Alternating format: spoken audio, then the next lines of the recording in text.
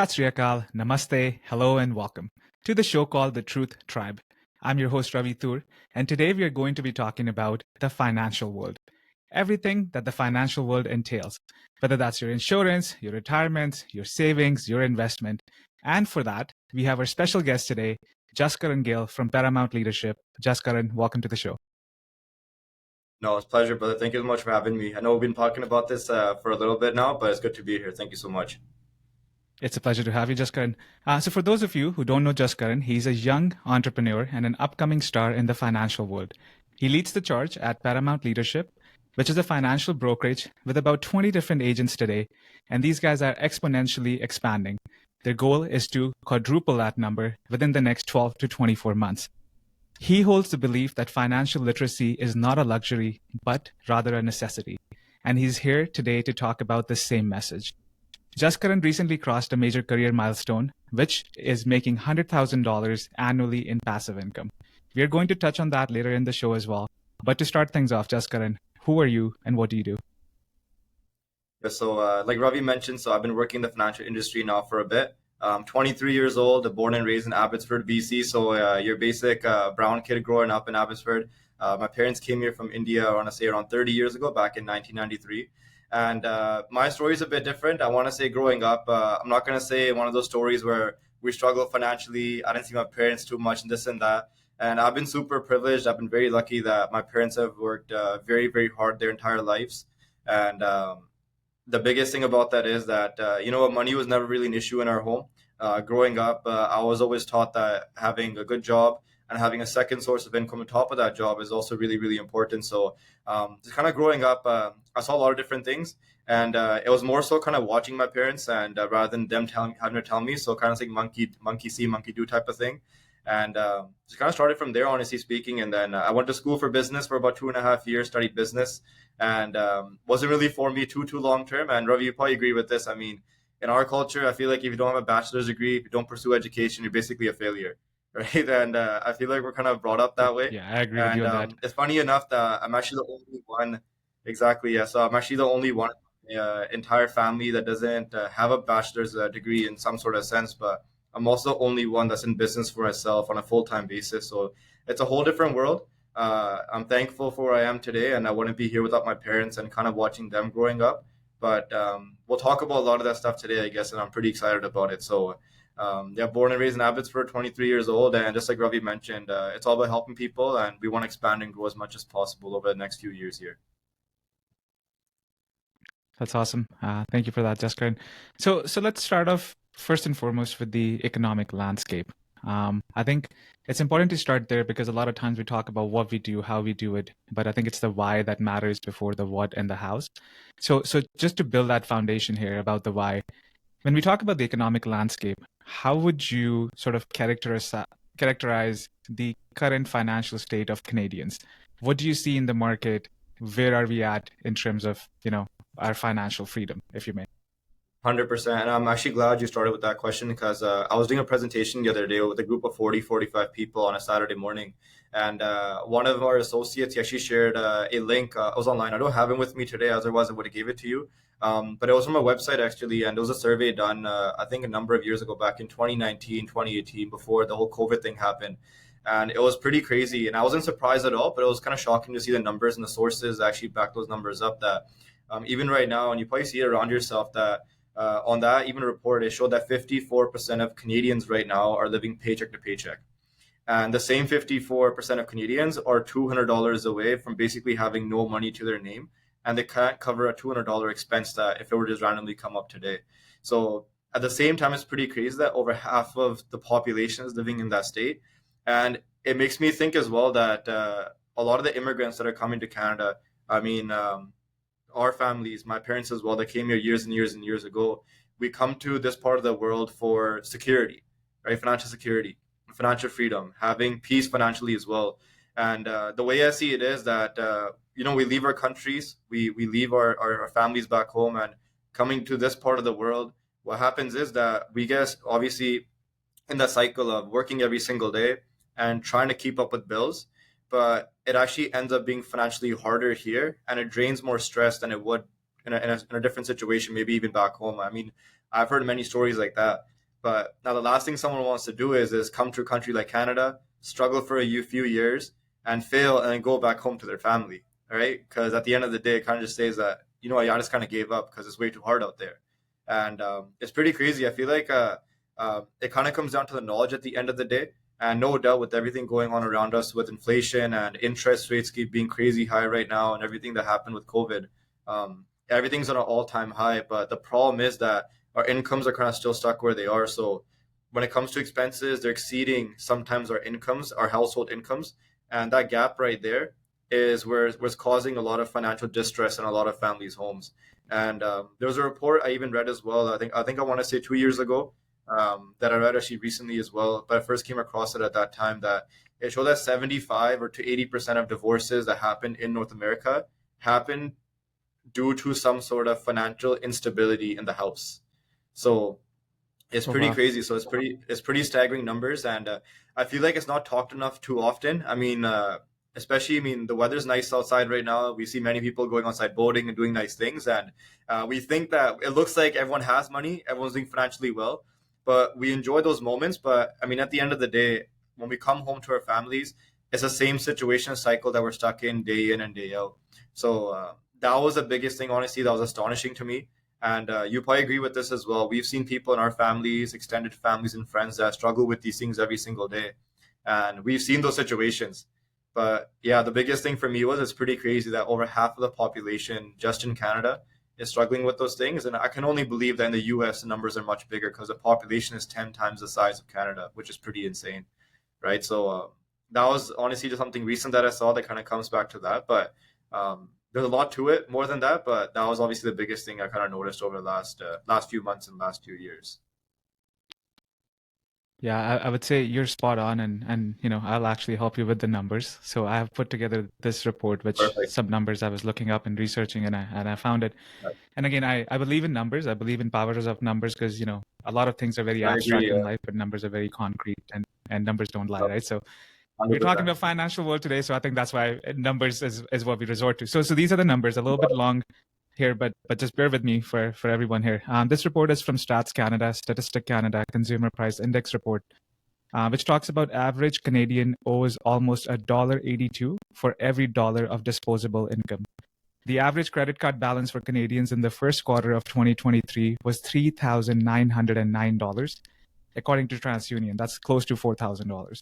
And that is up from average monthly credit card spend of almost $2,500 in third quarter of 2022, which is above 17.3% from same time in 2021 and 21.8% in 2019, according to Equifax. Another report from Canadian Credit Bureau, Canadian consumer debt has risen to $2.32 trillion, with an average debt of approximately $21,183, and this excludes any mortgages. These numbers represent an increase of 8.2 over last year and 6.4 between the first and second quarters of 2022. Canadians are using credit cards more than ever before. There's a 6.4% increase in credit card balances from first quarter to the second. It further states, a near record $56.3 billion of debt is added in the second quarter by Canada, and mortgages were the largest contributor with a demand of $48.7 billion. Renters, on average, saw 11% increase across the country in 2022, with competitive urban centers increasing even more.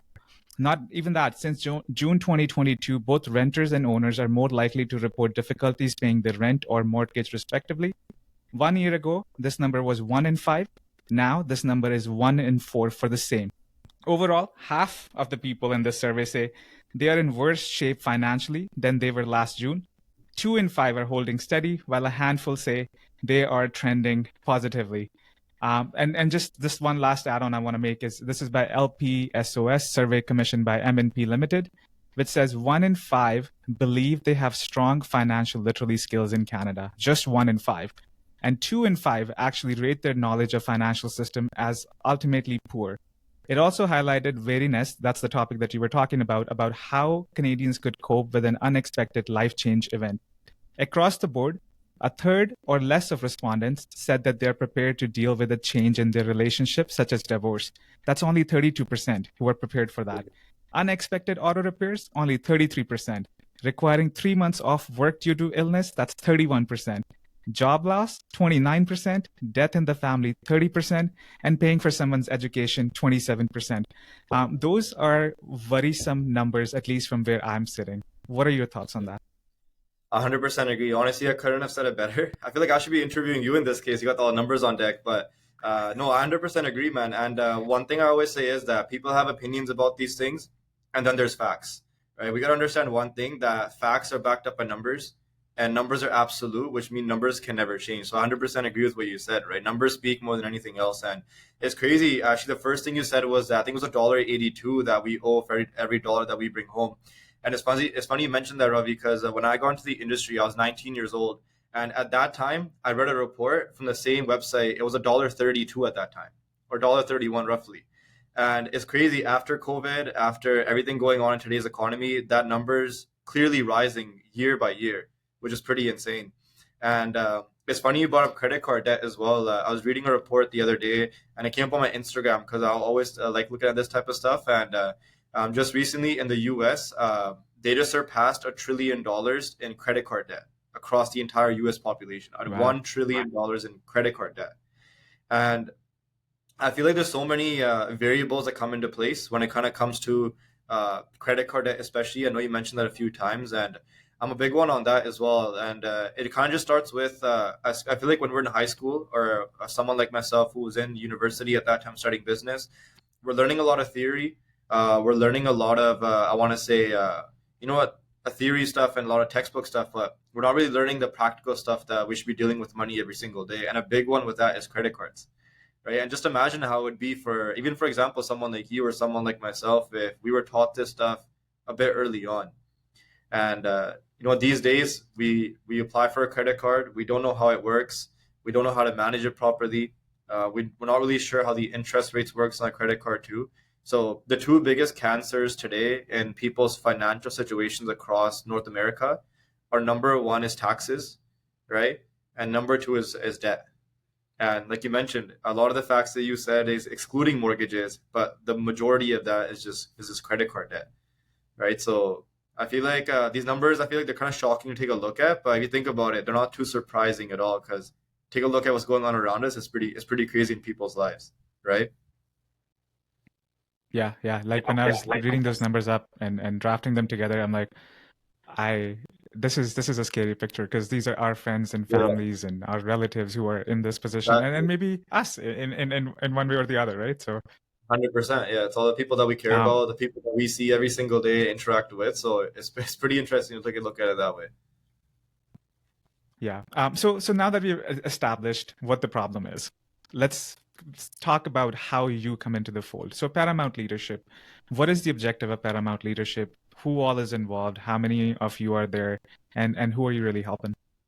100%. So, kind of a backstory. So, I came into the industry with a good friend of mine. I was 19 and he was around 23, 24 at the time. And honestly speaking, I just came into this industry just to learn about money. I didn't even know that this industry existed, let alone that I can actually get a license and maybe start a career long term in this industry as well. So it's pretty funny. So, I was in school for business, and I'm not even sure if you know this, that I was actually going to be a police officer at that time, right? So a lot of the cops I was talking to locally here in Abbotsford, Delta, Vancouver area, they just told me, you know what, go to school and do like a basic diploma or degree as a backup. Make sure you're volunteering a lot, doing a lot of community work and all these things. So I did all that. And even there, what's crazy was I was working at like a homeless shelter down the street from here. I worked there for about 3 years, from high school until second year university. And a lot of people that were working there, Ravi, you'd be surprised. A lot of people that were still there were doing admin jobs and stuff in the back. A lot of these guys were in their 50s, 60s, and I just went back there about 3 months ago, and there's two ladies that are working there that are in their early 70s, right? So when I kind of saw that picture, I kind of realized it wasn't more so much about how much income you earn or how little you earn. It's more about with what you do with what you bring home to your family. And what's crazy is that making more money is actually not the solution to many people's problems, right? Think about it this way. If you have the habits of making, let's say, $3,000 a month, and you have the habits of paying off $10,000 of credit card debt, if I give you an extra $10,000 every single month on top of your current income, you'll probably end up into more debt. You'll be spending a lot more money, and your expenses are slowly going to rise. Because more money is not the solution; it's the mindset behind what we do with what we bring home at the end of the day, right? So a big reason for me getting started in this was learning about the basics of financial literacy, the basic financial knowledge that we're not taught in school, we're not taught by the banks, we're not taught by the government, right? And that was a big thing for me. And a big thing, like you mentioned before, very straightforward for me, learning about debt, how to manage it, how credit cards work, how taxes work. And obviously after that comes how to invest, where to invest, and all these basic things. But the biggest difference was for the mindset. And I got started part-time at that time, kind of learning for myself, helping other people out. And long story short, I've been full-time in this industry, basically doing this 24/7 now for the last 2.5 years. And when it comes to our team as Paramount Leadership, we're backed up by World Financial Group and Aegon. And Aegon's a large distribution company from all across the world. They're one of the largest financial firms in the entire world, and one of the oldest ones, which is pretty cool. So they back us up in everything that we do when it comes to helping families and doing what we do on a daily basis. And yeah, right now, so we have about 20 licensed brokers working with us. We're expanding all over Canada right now. And most of our work is obviously virtually, like how we're sitting right now, but we do have offices. And yeah, the biggest thing is providing that mindset and knowledge, I feel like. The main thing for me was that I could learn about TFSAs, I can learn about stocks, I can learn about credit, I can learn about debt, taxes, all these things. But all that information is basically useless if my thinking around money and those things doesn't change. If you kind of get what I mean, right? My psychology around money. So when it comes to psychology around money, it more so comes down to when I'm having a conversation with someone and the people that we want to help out, is more so our habits. That's number one. And number two is our relationship with money, right? Do we see money as something that's abundant, or is it, a scarcity, for example, that is not available for everyone, right? And number two is our habits, right? When it comes to habits, do we have bad spending habits? Do we have really good saving habits, right? When we go to the stores or anything today, we see something that we like. Do we just never think about it? Do we just go buy right away? Or do we take a step back and think about if this logically really makes any sense? So I feel like when I sit down with a lot of people, they think I'm gonna come at them with a bunch of financial information, but majority of my time in the first meeting or second meeting is actually more so based on the thinking around our money in general. Because I can throw all the information at you today, but like I mentioned before, it's practically useless if the right knowledge behind what to do with it and why to do with it. Like you mentioned before, the why is really important as well, right? And I feel like another numbers they talked about with credit card debt and a lot of stuff that people struggle with right now in our economy. It's a big number that people take a look at, and no one really wants to end up there. But it all kind of starts with building a right foundation around the way that we think about money, how we handle it, and most importantly, what our relationship is with money. That's really, really important. So I know I talked about it a bunch, but I hope that kind of answers your question as well. It sure does. So I have a follow-up question on that. And again, this is just based on the people that you work out with. You've talked about the mindset around money and not having the best mindset, right? Like people to go and spend the money that they have and they're not thinking long term. Why do you think, and this is more in context to the South Asian community, why do you think that is the case for us, and why are we missing out on that piece? It's not talked about in the families. Is it not what's in our culture? Like, what do you find out is the reason behind it? 100%. I feel like, well, in my family, I feel like money was one of those topics that it wasn't ever avoided in the home. It was always something that we talked about. There was always goals that my dad would share with us that, we want to buy a property here. This is what we want to do. That's what we want to do. So he was always like a dreamer. He always had big goals and he wants to kind of work towards. And I got very used to it. So me growing up, and especially when I came into this industry, I thought it was the same for everyone in our community, right? And that's actually not the fact. Right, a lot of families that I know and a lot of friends that I know, in their house and their homes, money is a topic that never really comes up. It's one of those taboo subjects that you don't really talk about, right? And I feel like just because it's not talked about or talked about enough, that's actually the big reason as to why many people are failing financially today. I mean, think about it this way, Ravi. You talk about those things that either that you're working towards or either what you have, right? Those are things that you consistently talk Mm-hmm. about on a daily basis, especially with your loved ones, like your parents, your children, your families, your siblings, especially as well. And there's goals that you work towards every single day. But I feel like when money is a topic that's avoided in the household, that's typically where a lot of illusions around money really start popping up. And especially today, right? I mean, for a lot of people my age that are in our early 20s, mid 20s, and a lot of teenagers coming up, going into university. You go on TikTok, Instagram, the knowledge is there, but no one's talking about it in the house, right? Our parents aren't talking about it with us usually. From stories that I've heard from my friends and family and just clients of mine, it's one of those subjects where it's like a bad thing to talk about, quote unquote, in the house, just because this, I don't know, it just happens to be one of those relationships that they have with money at the home. And I feel like the numbers, like you mentioned before, numbers speak, and their finances speak for themselves, and numbers speak for themselves based on the conversations that are going on in the household. So for me, I thought it was normal to talk about these things, but when I started meeting a lot of people, it's actually one of those conversations that is talked about very little, or is not talked about enough, right? And if it is talked about, it's more so talking about how we don't have enough, how we need to save more or spend less. And a lot of people are compromising when it comes to their lifestyle to save an extra 10, 20, 30, $40 a month, $200 a month, just so they can have that gap in terms of savings every single month, right? So it's one of those subjects where, coming back to the information that I was mentioning before that we see on social media, that's the only real outlet that many people in our community really have today. The problem, however, with that is that if you go on Instagram, TikTok, YouTube, there's great information out there, but not all of it is the best, right? I've seen many videos. I've seen a lot of information out there from people that they're not professionals in the field. They're just kind of throwing advice out and maybe sell you a program, sell you a book, or it could be a video or whatever it is. And there's two problems with that, right? And what I've noticed is, and you might agree with this, I feel like after COVID happened and today's economy, people, they want to learn more about these things and become a lot more financially aware. But there's two problems that pop up with that. First problem is they don't know where to start, right? Do I start with a book? Do I start with a podcast like this? Do I start, for example, I don't know, on YouTube? Do I Google something? Even if you do go to those outlets, what do you really search up? That's the first problem. They don't know where to start.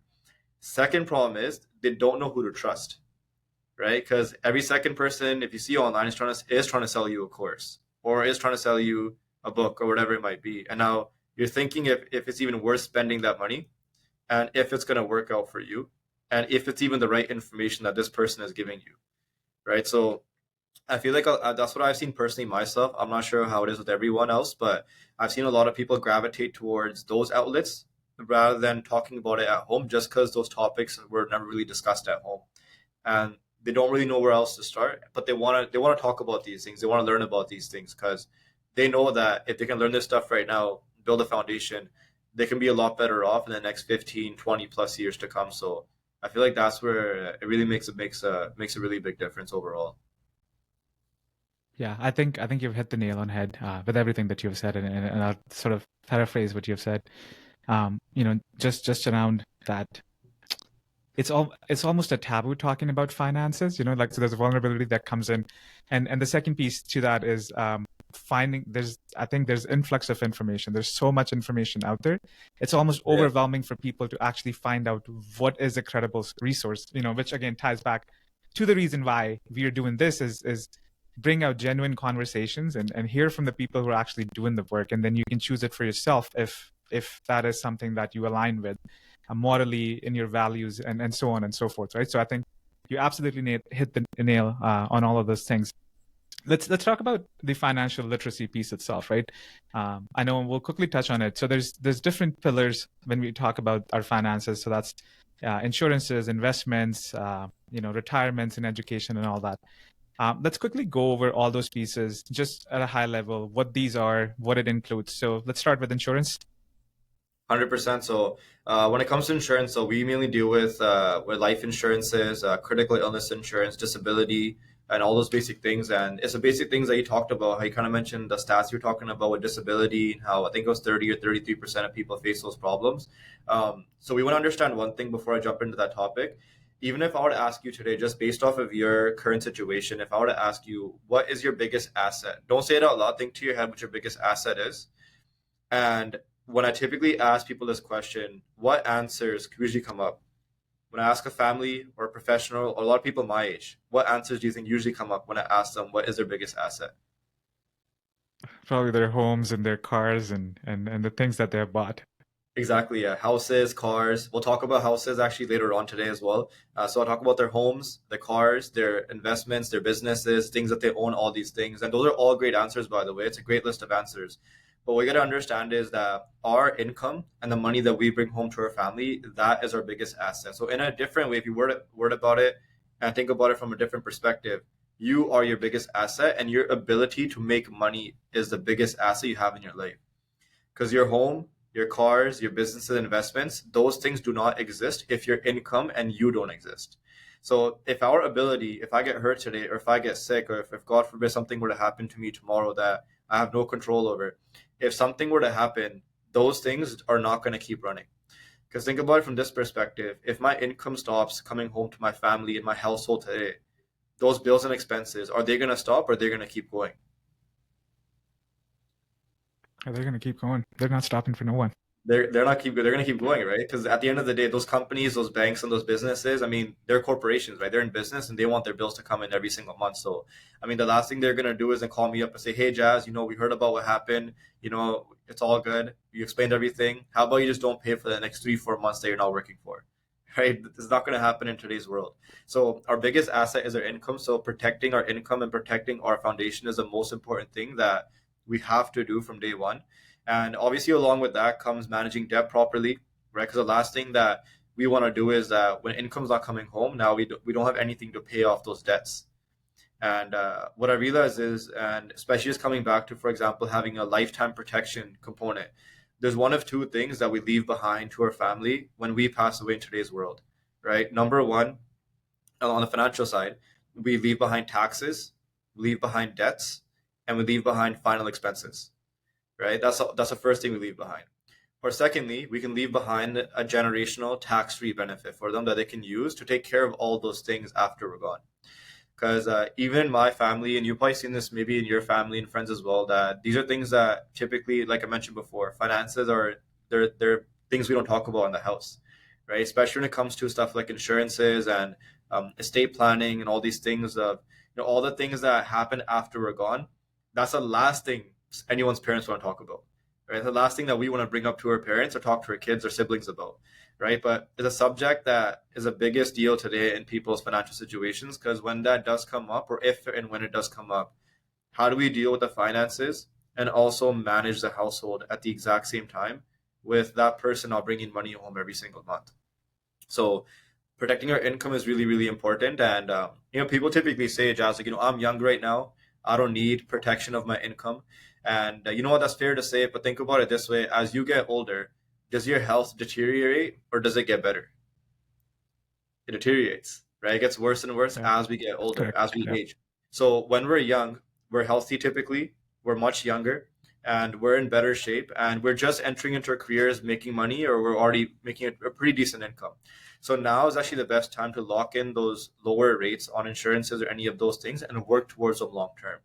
And coming to example, right, like for a topic like life insurance, many people believe that life insurance is, I love talking about this, it's pretty cool. Many people believe that life insurance is just a death benefit that goes to my family if I were to pass away today. And think about it, even from your perspective, and you can speak on, for example, just your opinion, the premiums that, for example, that we would typically put aside every single month for life insurance, do you consider that to be an investment, or would you consider it to be an expense? An investment. An investment. Okay, so that's a good answer. In which way would you consider an investment now? In which way? Yeah, that's an interesting one. An investment in a way that I'm sort of securing the future for my family. You got it, yeah. So that's the answer typically most people give, which is a great way to look at it, by the way. You're on the right track. It's also an investment if your plan is structured properly, and if you're sitting down with the right person, giving you the right information, guiding you in the right direction. And if your plan is structured in that way, you can actually use money outside of that life insurance plan tax-free and in tax-efficient ways long term while you're living as well. So there's a way, for example, where I can put money into a life insurance plan or a life protection plan long term. No doubt have the benefit for my family at a young age, lock that rate in. So I'm not paying higher amounts on a long-term basis. But at the exact same time, secondly, I can actually build up cash values and take collateral loans and actually use and borrow against it, same as you would borrow against equity in your house, right? So it's a property we can build up over a long period of time. So it's a pretty cool topic. but we don't have time for that today, obviously. But kind of like a basic summary of it, there's a way that these plans are structured. When you reach the age of 60, 65, you can actually use money and borrow against it as an equity, as you would with your house tax-free, and use it for retirement. And it's a really good question that I ask a lot of people today, that if you're retiring today, would you rather have a tax-free retirement or a taxable retirement? And obviously you want a tax-free retirement. Tax-free any day. Exactly, yeah. And that's one of the tools that we can basically use if it's structured properly for that person, that we can actually use on a long-term basis. It's obviously not for everyone, but for the right individuals with the right knowledge and, like I mentioned before, the right mindset behind these things, there's a way to structure it. So that's basically how I view insurance is. And obviously it's definitely a benefit and an investment for our family long-term, but it's called life insurance because you use it while you're alive, right? Otherwise it would be called death insurance, right? Because it just goes to our family. So we can use it while we're living, but also pass on a tax-free benefit generationally to our family as well. That's a lot of good information. And I think life insurance is a topic that's very close to me. As a family, I've seen what the consequences could be when you are not prepared, and these are things that you don't know when it's going to come hit you, right? It just comes and hits you. So you have to be proactive rather than reactive when it comes to things like that. So yeah, I appreciate your input on that. Let's switch over to investments. A high level, what are investments? What are some things that people can invest in? 100%. So obviously, if we talk about Canadian systems, we've all heard of accounts like TFSAs, RRSPs, RESPs for children, for example, as well. Many people have heard about non-registered accounts or non-registered investments, but I feel like a lot of people have a misconception in terms of what the differences are between having an account and having an investment. So if you think about it this way, an account basically, Ravi, is what holds your money, and the investment is what grows the money in the account. So I always give the example, I used to have a PowerPoint in front of me when I'm sitting down with a client. I have a picture of a bunch of cars on one side under accounts, and under the investment is all different types of engines, right? Like your V4s, V6, 8, 10, and so on and so forth from there. So think about it this way. If you talk about an account, think about it in terms of a car. You basically sit inside the car of the body of the car, right? Whether it's a minivan, a two-door Lamborghini, it could be, I don't know, Mini Cooper, a Honda Civic, whatever it might be. But think about it from this perspective. Today, if you take a look at a majority of Canadians or all across the world, is there one specific car that's the best for every single person out there? What do you think? Is there one car that's the best for every single person? No. Of course not, right? No, everybody's needs are different. Yeah. Exactly. Yeah, you got it. So for example, you wouldn't give a two-door Lamborghini Huracan to my 80-year-old grandma, right? And you wouldn't give a 2004 Honda Civic to a NASCAR race car driver, right? So it's the same thing with accounts as well. What I'm trying to basically say is that all the accounts are great, but it depends on how old you are, what your income is, what your needs are, and what your goals are. So if someone comes to you today and says that this is the best account, everyone needs it, it fits everyone needs, that's false. Same with investments as well, right? Like same for investments, right? If someone is 65 years old and they're saving for retirement in the next 3 years, they want to retire at 68, you wouldn't invest their money in high risk mutual funds or in a stock market that's really, really high risk, right? That's not the best for them at that age due to their needs, right? Versus someone like my age, right, who has a bit more time on their hands, a bit more income coming in, and people in our community, right? We live with our parents, so expenses are pretty relatively low. So we can take those risks and do those things. So the very first misconception is that there's many accounts available, like those government accounts I talked about, but it depends on your needs and obviously your age and income, depending on which account's best for you. And coming back to the engines, right? Like I mentioned, like stocks, there's stuff like bonds, GICs, mutual funds, segregated funds, there's ETFs, index funds, and the list just kind of goes on. But those are basically the engines that move the car, right? So for example, your V4 engine wouldn't drive a Lamborghini body very, very fast. But if you swap engines with a Lamborghini and a Honda Civic, now the Honda Civic's probably going to be much, much more faster. It's a very light car, but now the engine in the car is what drives the vehicle. So when I hear a lot of this all the time, is actually, it's funny that I sit down with some clients of mine and they have RSPs and TFSAs actually before sitting down with me, but they always say, Jazz, like I have an RSP, but my cousin was telling me to open up a TFSA because it offers a better rate of return, which is not true, right? Or vice versa. So it all depends on what the account is. And accounts basically, Ravi, determine two things, right?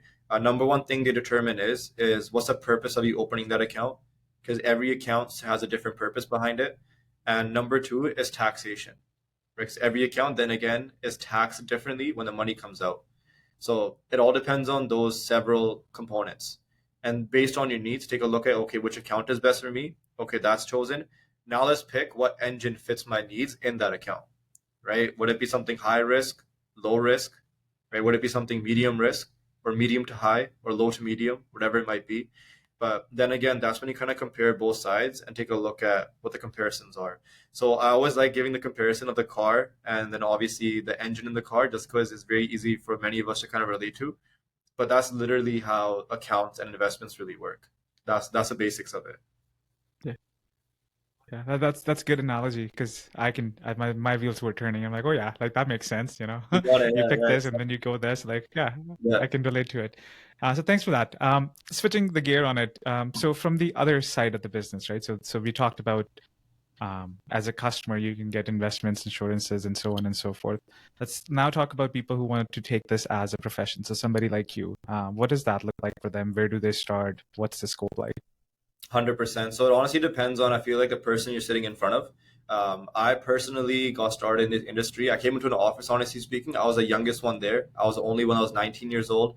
The person after me after that was the second youngest, was the guy I was telling you about, who was around 23, 24 at the time. And many people were 45, 50 years and plus, right? So we couldn't really connect with them too much.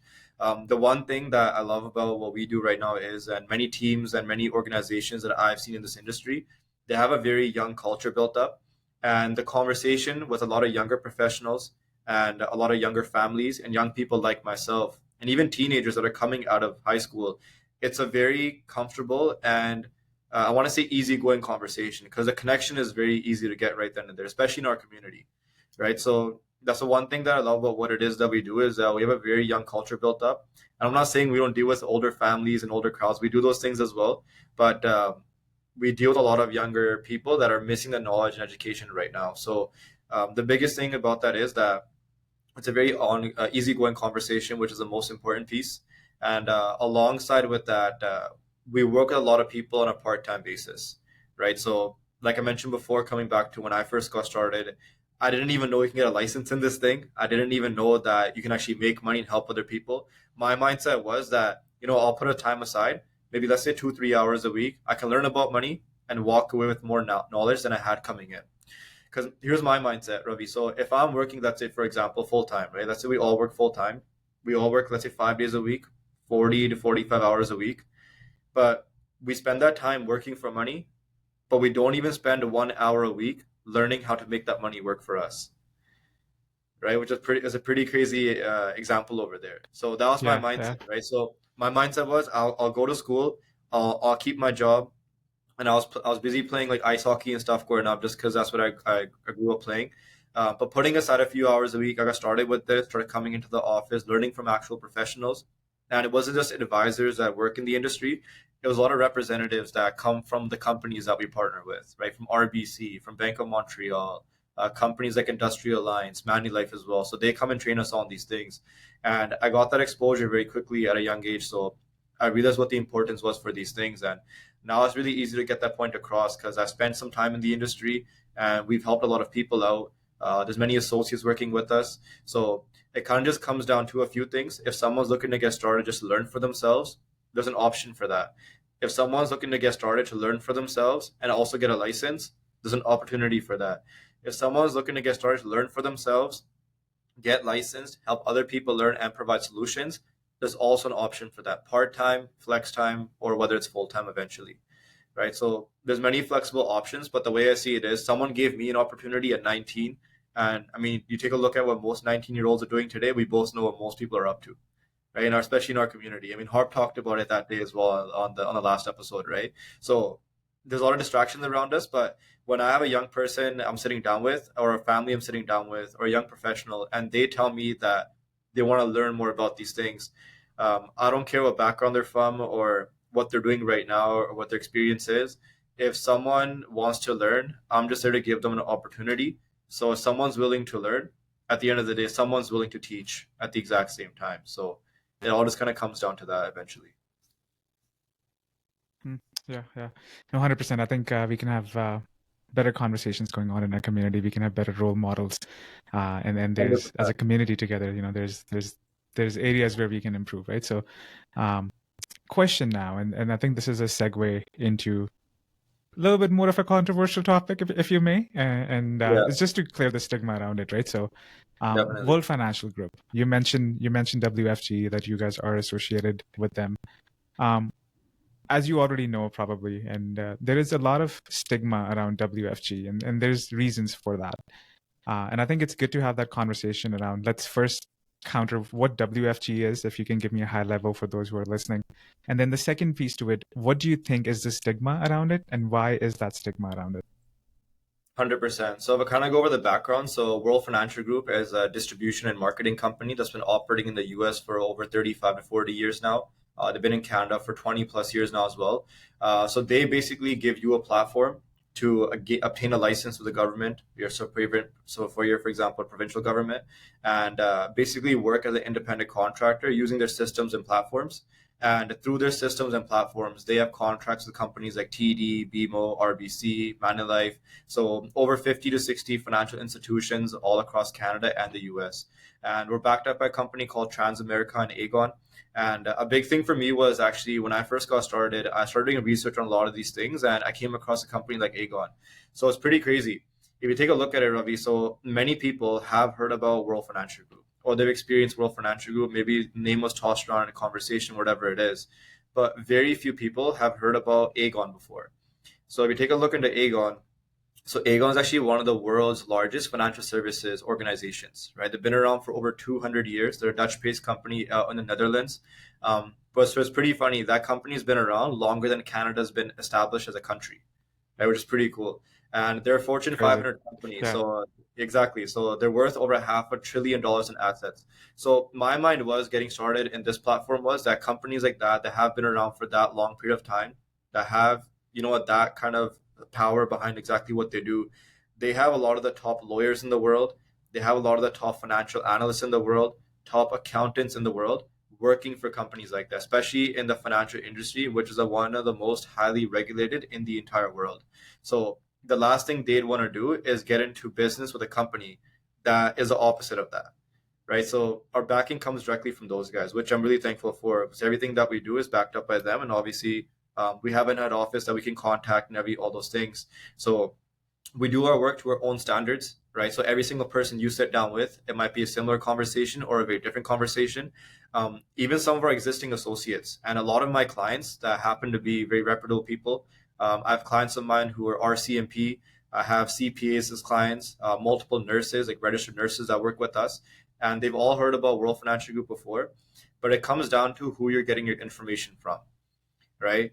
It depends on the person sitting in front of you giving you that information, right? So I feel like people make decisions based on the value that they receive and the knowledge, but also at the end of the day, what they see they can get out of the knowledge that you get from them, right? So it kind of comes down to a lot of those things. So I feel like when it comes to a lot of people that have heard about World Financial Group, they've heard about these things, but very few people have actually come to understand exactly what they do and exactly what the company's all really about and who they're backed up by in the history as well.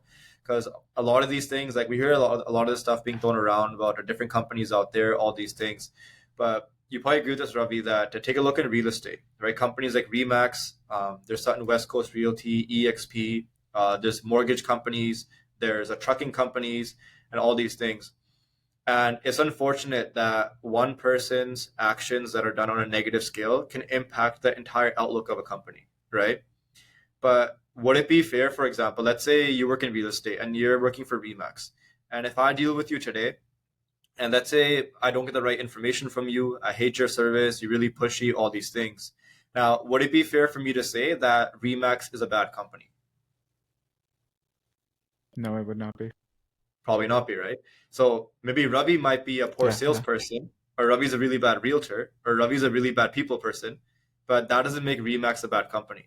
So same thing when it comes to what we do as well. It's the exact same thing. Same with trucking as well, right? We've seen so many stories on newspapers, and our parents always talk about this type of stuff, not me personally, but there's always stories about like truckers that go over the border and maybe they're doing something illegal that they shouldn't be doing, or taking something over the border that shouldn't be being done. And maybe it might be the company, but typically it's the people that are involved in that process that cause that stigma or cause that negativity. So it all kind of comes down to who you're dealing with, who you get your information from, which is the most important aspect to it. And you know what? I'm a prime example of that because I came into this industry at 19 years old. You know what? Like, I didn't have any experience. I had zero knowledge for myself. And it's funny that my parents were actually talking me out of not getting into business because this kind of industry, or even stuff like real estate, it's unheard of in our family to really get into. And I was the only one getting into it. And every single person was talking me out of it. My sister, my parents, my cousins, everyone out there.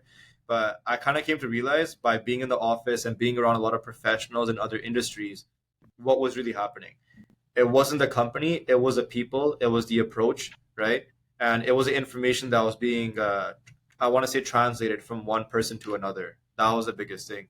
So one thing I always make sure is that when I'm sitting down with a client or an associate, I quiz them, for example. So for example, if I'm setting up a TFSA for someone, or helping them out with an investment or insurance or whatever it might be, or let's say they're getting a license with us, after all the information I go over with them, I don't jump into things right away. I make sure they clearly understand everything A to Z, and they can teach me what I taught them back and forth, not to my professionalism and to obviously to my expertise, but a basic summary of it. Because that shows me that this person understands, but that shows the other person that I actually care. Right? Because what I understood is, Ravi, being in business, that people want to be loved, people want to be helped, they want to be cared for, and they want someone to believe in them, basically. And these small conversations and these small things and details you can really add into a conversation are what make the really big difference. So when I've spent time with people, quizzing them, asking now them questions about what they understood, and telling them to explain things back to me, they understand that I'm not coming from a perspective of like a hit and done and then you get out of there and kind of move on to the next person. It's more of a long-term relationship that we want to build with someone. 100%, yeah. So it all just kind of comes down to my perspective is that we deal with people's money. I wouldn't do something for you that I wouldn't do for my sister, right? So that's the mindset I basically have when I'm sitting down with someone. So I wouldn't do something for you that I wouldn't do for my dad or my mom, so the people that I care about. So the way I see it is that it's a hard-earned money that we spend, like I mentioned before, 45 hours a week working for. And if I'm messing around with someone's money and not putting it in the right places, eventually people are going to catch on. People are going to file complaints. I'll get into legal trouble from the government, right? All these things will happen, and my license will be terminated, and all these things will happen as well. And it's the same in every industry, right? Take a look at real estate, mortgages, right? Car sales as well. So it's not the company that's bad overall. And I know a lot of great companies out there, but it's the people in the companies that either maybe don't provide enough information or the wrong information, or maybe they come from a different aspect of doing something a bit more short term rather than thinking a bit more long term, right? And I've had personal experiences with that in different industries out there, but I've also come across some amazing people in this industry, in real estate, right, and businesses outside, and restaurants as well. And it's people that care. It's the people that care and the people that want to help others and believe in them and actually teach them properly. They're the ones that actually make a really, really big positive impact on a long-term basis, right? The people that have standards, that's the most important thing. Having a standard for what you do, no matter what business you're in, is the most important thing. Because what I realized is, Ravi, that being in business, doesn't matter what business you're in, you could be selling cupcakes, real estate, burgers, paronte, doesn't matter what you sell. People don't buy your product. That's one extent to it. They don't buy your service. They buy you as a person. So people buy from and people do business with people that they care about and people that they feel care for them and people that they like, basically, right? So it's all about the value exchange and the knowledge. And you're basically a walking business at the end of the day. So your standards are going to basically dictate where your business goes. If my standards are low, my business goes low as well. But if they're very high, then obviously long term, it's all going to really scale down from there. So I hope that kind of answers the question a little bit. I hope that kind of shows some of the listeners as well that have maybe heard about the company or had different experiences a little bit about into my mindset around it. Yeah, I appreciate that, and that's part of why I brought it up is because and I've been on that receiving end of having that stigma around WFG, and I think how you worded it, it's not the organization as a whole, it's that particular individual. And I think there's a lot of that went in, I say, like COVID and in and around before that, or the last 5-6 years, whatever you want to say, where people drop their standards very, very low in pursuit of this wishy-washy goal. And as a part of that, there's a lot of bad mouthing and bad reputation that goes around it. But the way you worded it, it happens to realtors. It happens in other industries. One person being bad doesn't make the whole industry bad. And it really comes down to who you are dealing with. So I think you hit the nail on the head there as well. If I have to ask you, Jaskaran, and this is out of curiosity here, you seem so motivated. You're only super young right now. You just started your career 4 or 5 years in, and you've been doing really good for yourself. Who is your role model? Who do you look up to? Yes, this is an easy one. It's definitely my dad and obviously my mom as well. But it's one of those emotional subjects they talk about when it comes to your parents. But it's definitely my dad, and I feel like it's like a subject that people talk about when it comes to like who's your hero, who do you look up to, and many people name celebrities and athletes and could be anyone that people name. But at the end of the day, it's got to be my parents, especially my dad. And my work ethic, and my sister's a very hard worker as well. She works full time in healthcare. And then she has a photography business on the side that she's hustling with over the last 4 or 5 years. So it's pretty funny that when I got into business with this, she actually started up her photography career at the exact same time. But our ambitions and everything that we do every single day with her and I is straight up just comes from both of our parents, especially my father. So I've grown up watching him work really, really hard. And like I mentioned, right, it's monkey see, monkey do type of thing. I feel like when our parents tell us things, they don't really mean much, but we as kids, we're very observant, and watching them do specific things over a long period of time, that's what teaches us the most. And that's when we actually really learn from them. So from day one, I've always kind of been, I don't want to say motivated, but I've always been ambitious to do a bit more than a lot of the people around me, whether it was in school or whether it was in growing up playing hockey or translating into business now. So I always had the competitive edge. And that's just because my dad always instilled it in my mind from day one. And he always told me very specific things that if you have a goal in mind, it doesn't matter who's talking you out of it or what you're doing or what's going on around you. Keep a focus on that goal, but you got to make sure that you're working towards it every single day. And as you move through that process and you get more serious about it, more and more people will help you get there. So, for example, right now, being 23 in this industry, I never knew that I'd be on a podcast like this with someone like you, right? And we just met, I want to say, a few months ago. So what I'm basically saying is that what he said is 100% correct. When you focus on something, you do whatever it takes to get there. And he always told me, right, do whatever it takes to work towards your goals, as long as it's ethically right, morally right, and legally right as well, of course. All right, so work towards those things as that action. So my mindset, my work ethic, I want to say my ambition and everything that I do every single day, all my habits are completely instilled from my dad. And then my mom's obviously been a big supporter. And she's actually the one in my family that started supporting me the quickest when I got into this, after I started making a bit of money, helping a bit of people out. And after that, everyone kind of followed alongside with that as well. But it's definitely got to be the parents for sure, man.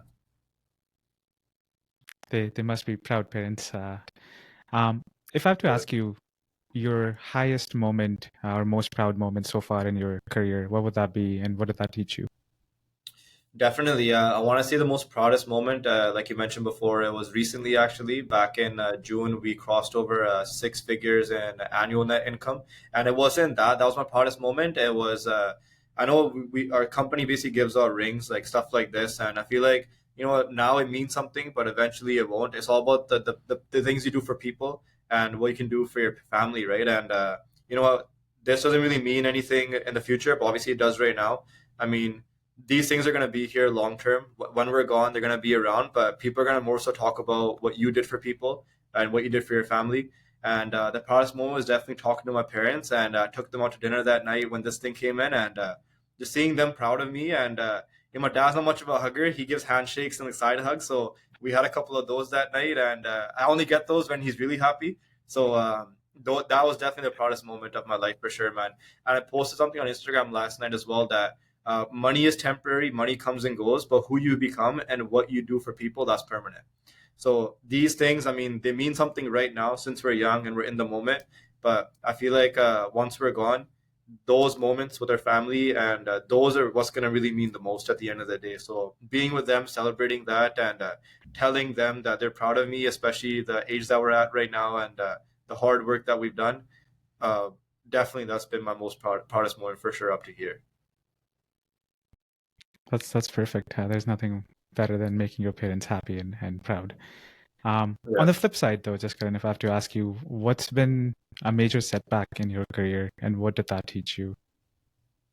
100%. So I feel like a lot of people that are young listening to this right now, they can probably agree with this, that getting into business, especially at a young age, like 19, 20 years old, isn't the easiest thing to do. Just because, you know what, you're young, you don't have experience, you don't have a lot of knowledge yet, you don't have the right connections yet, you don't have the right skills yet. I mean, I didn't have a beard back then. I was super scrawny, right? I had a really bad haircut, and I couldn't even talk to a wall, right? And I always used to speak really, really fast, right? So if I stuttered and stuff right now, it's because of that growing up. And but that was my biggest setback, honestly, was myself, just because I didn't have the right skills and mindset.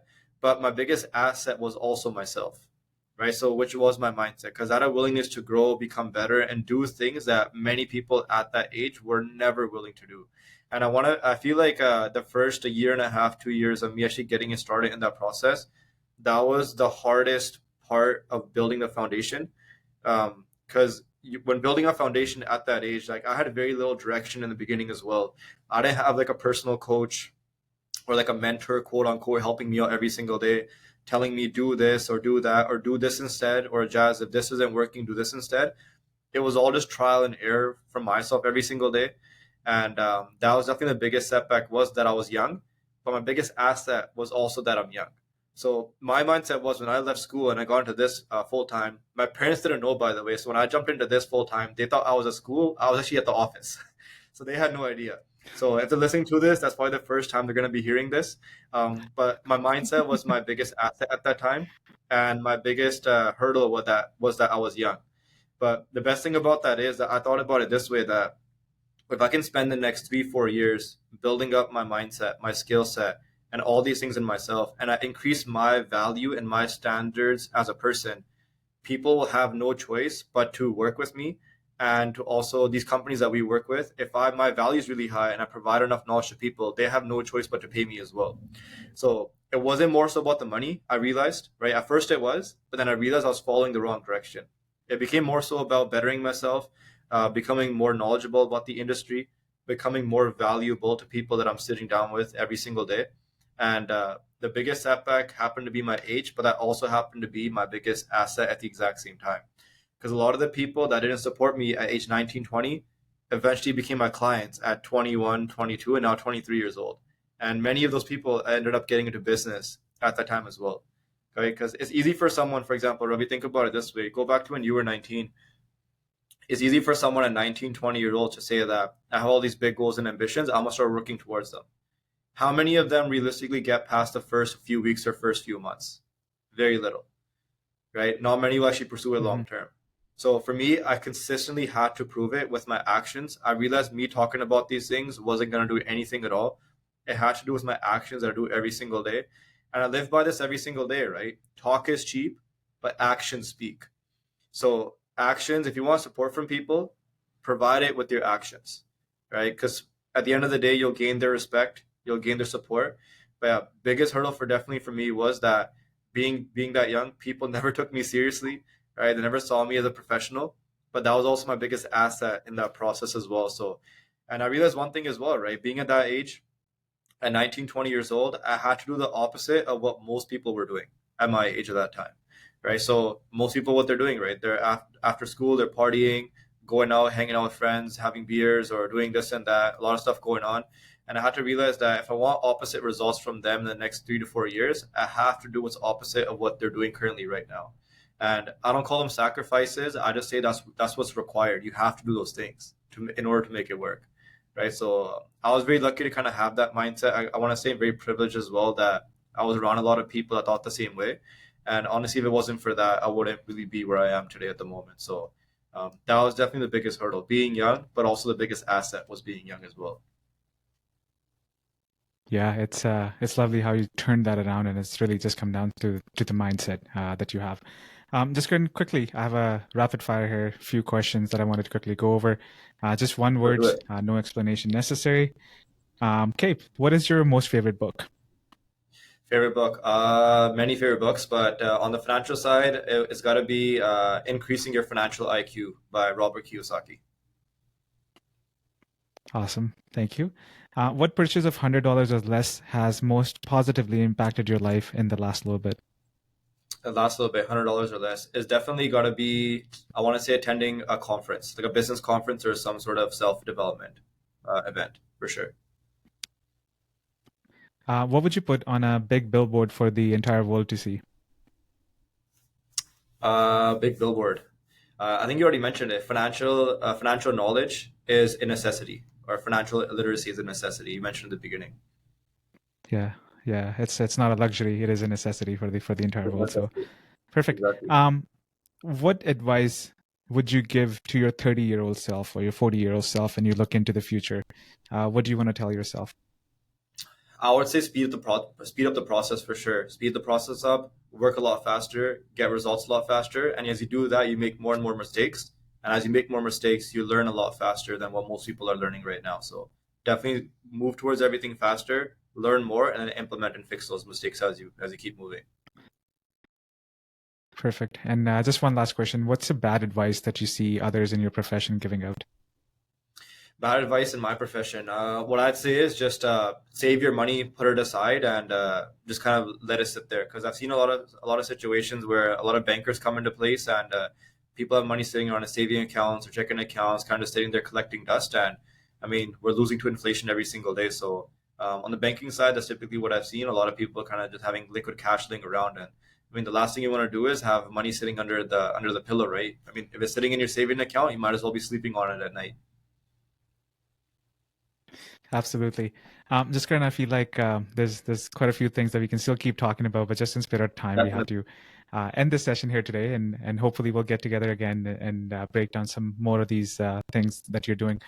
Before I let you go, what are your final closing comments, your parting thoughts for anybody who might be listening? 100%. I just want to say that when it does come to financial knowledge, it's definitely key, like, and obviously necessity that like how Ravi mentioned before in the beginning. But at the end of the day, it doesn't come down to how much income you earn or how little you earn. It comes down to what you do with what you make at the end of the day. And more money is never the answer, right? Money comes and goes, definitely for sure. It all comes down to your habits. It comes down to your relationship with money and your goals long term. So it's one thing to say something, but it's one thing to do something as well. Right? I see a lot of people that they want security, they want freedom, and the peace around their finances.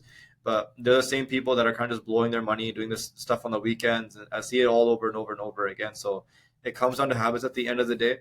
And I feel like when you do start ending up making a lot more money, so for a lot of people that work in this industry, a lot of young people watching this that are either in real estate or other businesses out there that make decent money, um, more money is great, but definitely as you make more money, money shows your true colors as you get older.